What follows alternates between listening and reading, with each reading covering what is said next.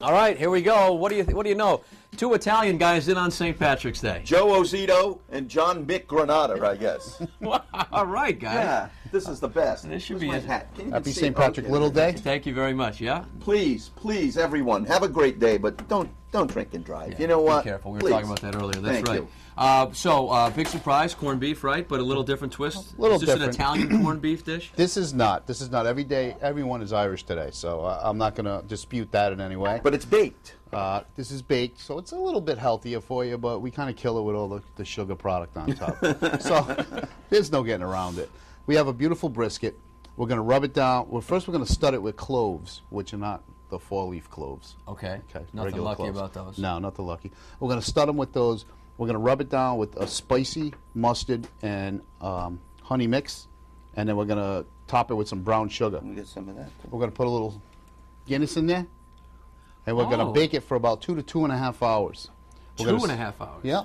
We're going to serve it with some sautéed cabbage, which is going to be sautéed with onions and garlic. Okay. And then we're going to make some sweet mashed potatoes with it. Sounds good, huh? Does sound great. Absolutely. Great. And this you can put in your pocket for later on. You no wine for you today, just to get it? No, we have some wonderful wine from You'll be California. all right You know how with we that, right? roll. We got some wine, too, to go Find with someone it. that will want this. Okay. Absolutely. Gentlemen, good to see you. Same here. Last people I expected to see on St. Patrick's Day, but I'm happy that it turned out this way. Tell me, we don't dress the part? You do. You guys All look right, great. we're good. Halloween every time these guys come in on the road show. That's right. Find the recipe and the ingredients online at foxprovidence.com.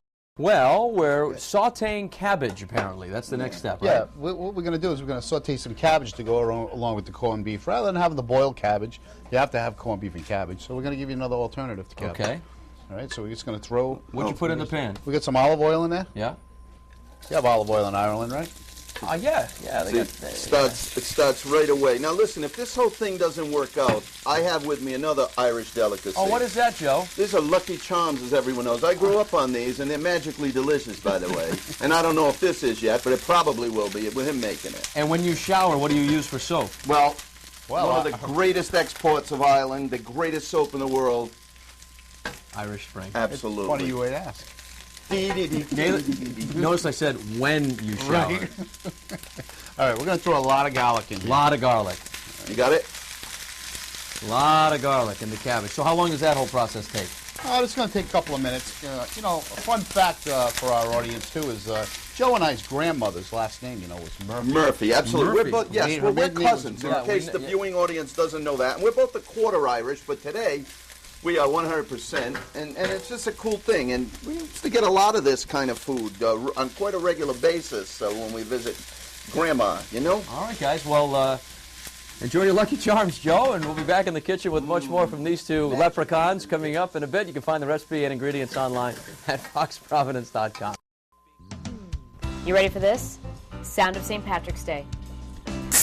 But always responsibly, ladies and gentlemen. I'm really not going to drink it. We are going to be using it in our recipe, though, with Chef John and Joe Zito in the kitchen today making our sort of a twist on corned beef, right? Yeah, we're going to do a baked corned beef. Okay. And I'm gonna place this in the pan for you, and I'm gonna show you how. How big is this brisket? This is about 7 or 8 pounds. Wow, it's a good one. All right.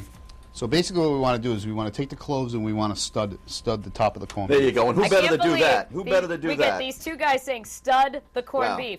Now, what am I Basically, doing? you see how the Oh, I one gotta side poke is it? sharp? Yeah, you do, but it's tough. So It is. for now, why don't you just put them like a little bit randomly apart? All right. All right.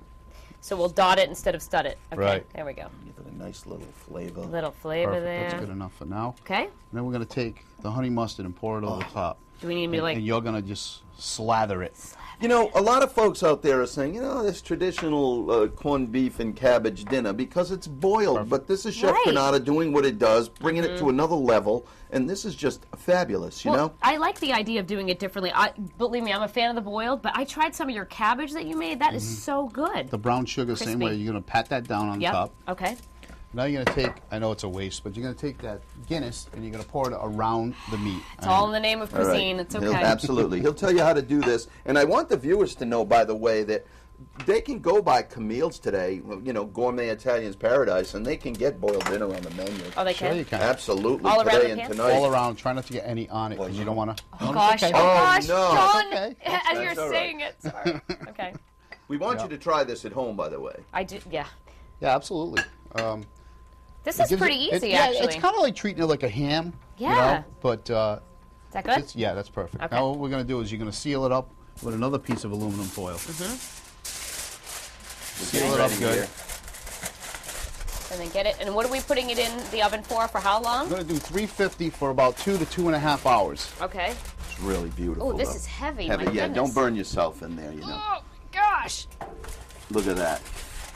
2.5 hours, and then yummy goodness comes Right, out. well, look Can I what have you that get. knife, Joe? Yes, Let's you see can. that. Wait till you Okay. try this. And of course, we always have a wonderful libation to Yeah, let's talk accompany about this. what you brought besides Well, Guinness. Listen, What are we going to serve we it don't. with? You know how we roll on this show. We're wine. We Right. love beer and all, but Yeah. this is wine, and this is a beautiful complement to this dish. This is Napa Cella's Sauvignon Blanc. Okay, obviously. Napa Valley, California, right off Route 29, a beautiful winery. When you have this wine, there's a little bit of acidity to it. You'll get flavors of pineapple, grapefruit, Yeah. and that's what you want. It'll just perfectly complement this, but it won't overpower it, and it's very refreshing.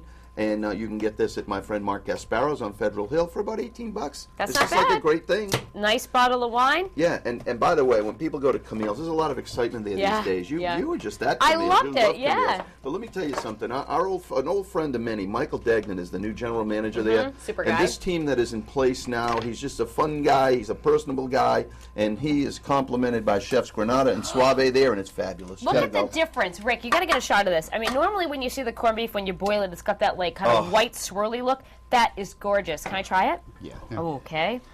And you Come got on. a nice kind of like caramelized glaze thing Right. Well, going on? we did the cabbage in the last segment, which Yep. caramelized the cabbage, and we also did we roasted the sweet potatoes.